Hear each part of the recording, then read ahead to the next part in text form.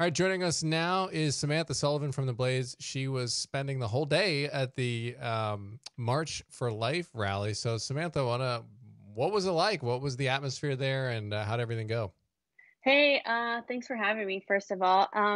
It was amazing. I've never been to a march. I don't consider myself an activist. Like, I have causes that I care about, but I don't consider myself an activist. So showing up to this march and it being like one of the first marches I've ever witnessed, I was really just taken aback by the positivity of it all and the fact that the whole entire movement is rooted in faith and Christ. And I was also shocked by how young the entire movement Mm. is and how kind and positive. And I went to the youth expo yesterday and they kept stressing the importance of respect. And so I was just blown away by the whole thing. That's awesome. And I was kind of monitoring Twitter and social media and seeing what was being said, and and all the people hashtagging March for Life. It seemed pretty positive, but then I was like, well, I got to check out what Planned Parenthood's doing. So Mm. of course they seem to be kind of harping on this message that we are the majority. And they had a bunch of tweets, along those lines that, well, this is the majority of the country doesn't want Roe v. Wade overturned and blah, blah, blah. But what was the turnout like there today? I saw the time lapse and it looked insane.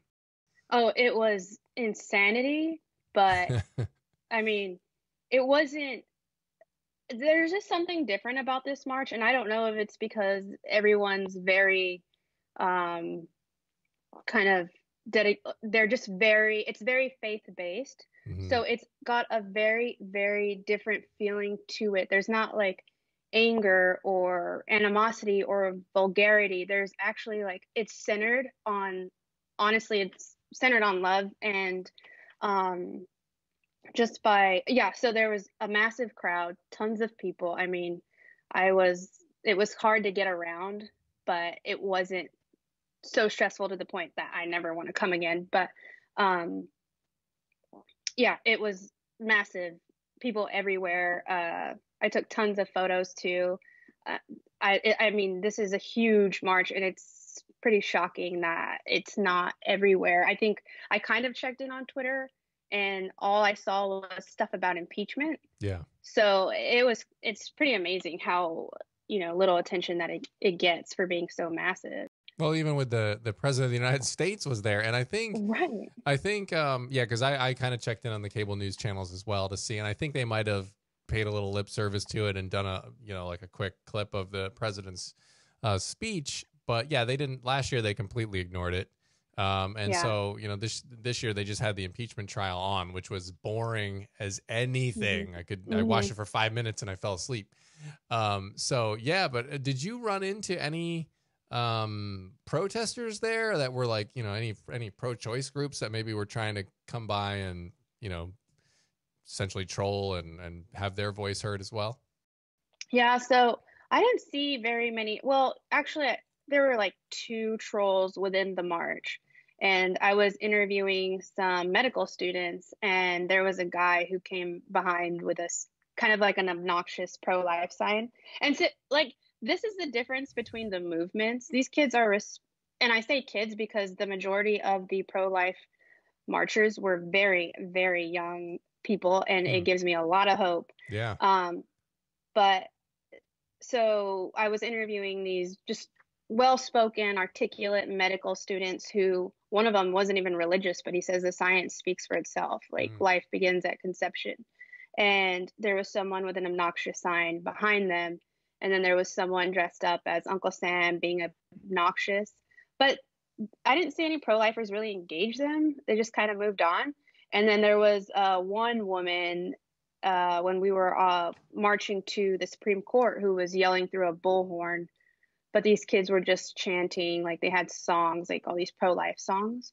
So, I mean, there were some, but really not enough. I mean, not enough to really make a dent in anything today at all. So, Yeah, and would you I'm really interested about this the fact that it's very young.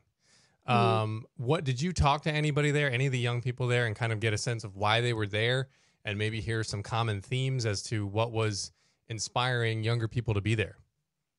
Yeah, so it was all young people. There were different age groups, but this is a predominantly young movement, and I didn't know that coming in. I went to the Youth Expo yesterday, and that was packed, filled with kids. Abby Johnson spoke, several others spoke, and so it was like busloads of kids coming into this thing. A lot of faith-based Christian Catholic schools, and I think they're the biggest thing for them. Like, okay, so I talked to tons of them at the march, and a lot of them told me this wasn't even their first march. There's been kids coming since they were 14, and a lot of it is rooted in faith, but a lot of it is science. So a lot of what these kids were telling me was like, it's not just faith. We can take religion out of it if it makes our argument stronger, or if it makes people listen to our argument. But then they started giving me the whole rundown of, the science behind it. And they said science is on our side here. And so that was really just incredible to see these kids, and they know abortion back and forth. And I think the one thing that was so inspiring to me was I asked every single person, what would you tell a woman considering an abortion? And their responses were just compassionate. There was no vitriol. There wasn't judgment. There wasn't any hostility. It was, most of them talked about loving the woman, telling the woman that they love them first, and then stressing the importance that there are other options that a lot of times Planned Parenthood doesn't tell you about. Yeah. So I think that to me just blew me away. Everything about this march blew me away. That is awesome. It is really, it always fascinates me to see the difference, because the Women's March had a huge drop off this year in attendance.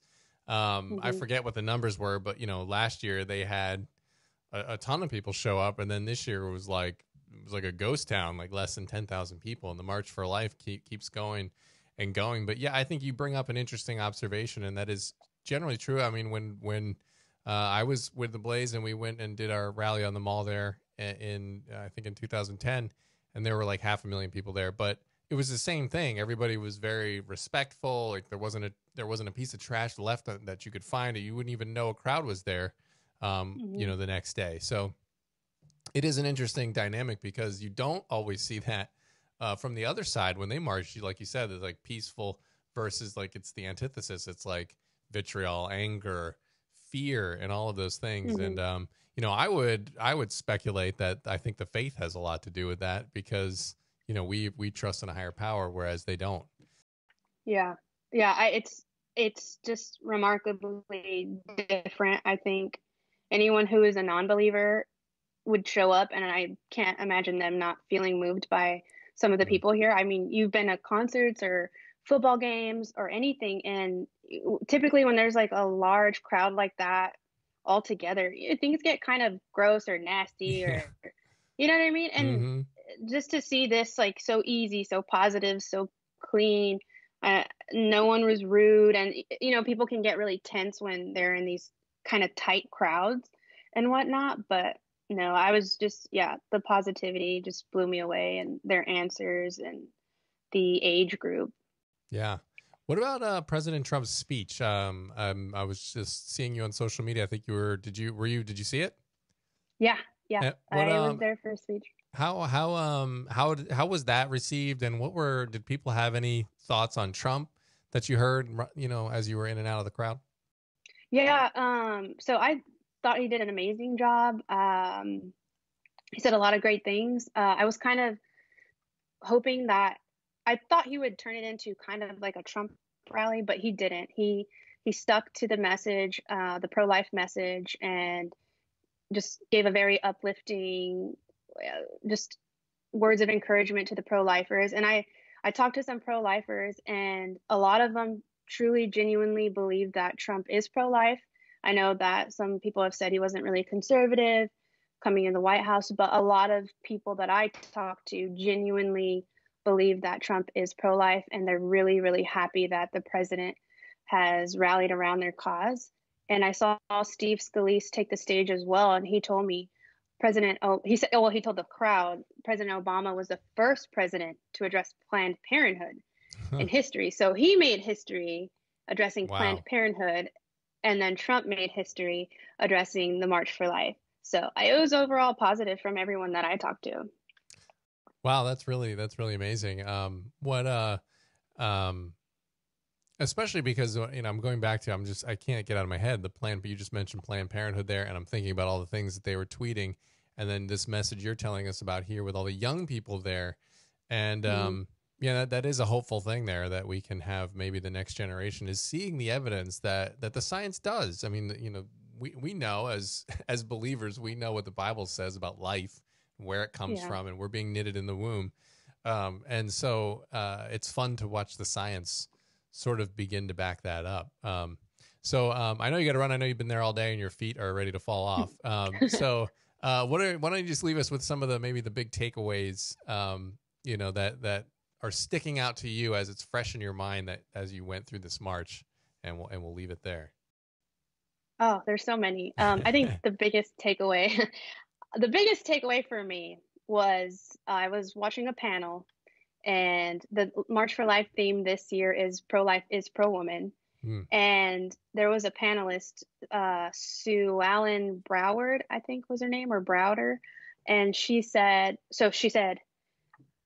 pro life women need to take back the F word. And by the F word, she meant feminism, because Hmm. the early feminists they didn't approve of abortion. They had a very different mindset about abortion.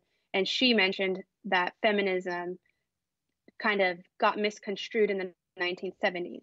So she made a point to women to let's not reject feminism, but let's take it back, because the early suffragettes were not pro-abortion. They were Hmm. very anti-abortion, and they even Interesting. defined it as a crime against women.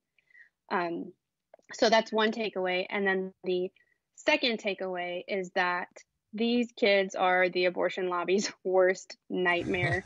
They're young, they're articulate, they know what they're talking about, and they're passionate about this movement. And if I were the abortion lobby, I'd be terrified. Hmm.